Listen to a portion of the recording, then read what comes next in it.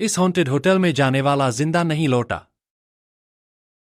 अगर आपको किसी होटल में एक रात फ्री में रुकने का मौका मिले, लेकिन शर्त यह हो कि वहां जाने वाला कोई भी इंसान वापस नहीं लौटा, तो क्या आप वहां जाना चाहेंगे? रवि और उसके दोस्त होटल ब्लैकवुड के बारे में सुन चुके थे, एक ऐसा होटल जहां जाने वाला कोई भी इंसान जिंदा नहीं लौटा। लेकिन लोगों को सिर्फ अफवाह लगती थी।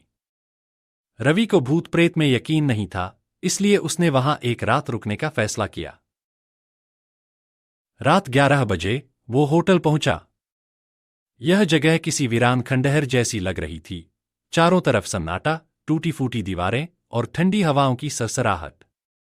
जैसे ही उसने होटल के अंदर कदम रखा, एक बूढ़े चौकीदार ने उसे रोकने की कोशिश की। बेटा, यहां से वापस चले जाओ, यहां अब कोई नहीं आता।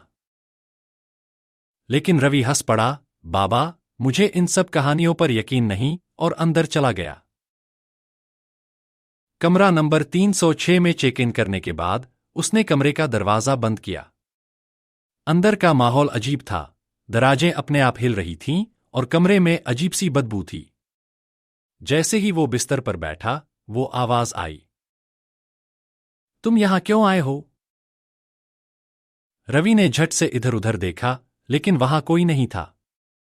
फिर अचानक शीशे में उसकी परछाई के पीछे कोई खड़ा था, एक बिल्कुल काले कपड़े पहने महिला, जिसकी आंखें लाल चमक रही थीं। रवि कांप उठा, लेकिन जब उसने पीछे मुड़कर देखा, वहां कोई नहीं था। अचानक दरवाजा खुद ब खुद जोर से धड़ाम से बंद हो गया और कमरे की लाइट जलने बुझने लगी। रात के 3:07 रवि का फोन बजा। स्क्रीन पर कोई नंबर नहीं था, सिर्फ एक शब्द लिखा था, डेथ कॉल।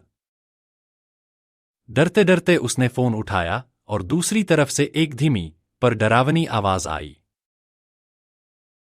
भाग जाओ, नहीं तो सुबह तक जिंदा नहीं रहोगे।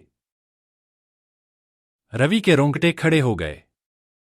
उसने तुरंत भागने की कोशिश की, लेकिन दरवाजा लॉक हो चुका था।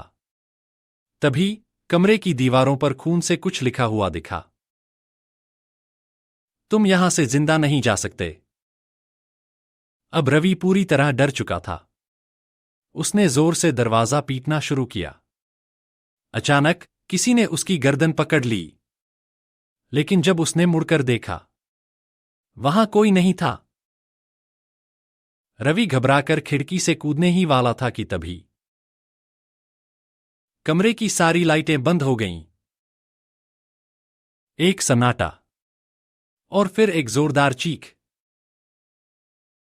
सुबह 7 बजे होटल का चौकीदार कमरे में आया, लेकिन कमरा खाली था। न रवि था, न उसके बैग, न उसका फोन। कमरा एकदम वैसा ही था, जैसे वहां कोई रुका ही नहीं हो। रवि हमेशा के लिए गायब हो चुका था। कहानी यही खत्म नहीं होती।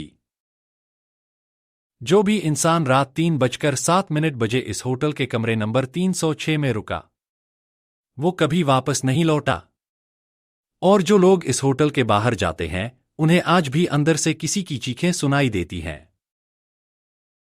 अगर आपको इस होटल में एक रात फ्री में रुकने का मौका मिले, तो क्या आप वहां जाने की हिम्मत करेंगे? या फिर दूर से ही हाथ जोड़ लेंगे? कमेंट में बताओ।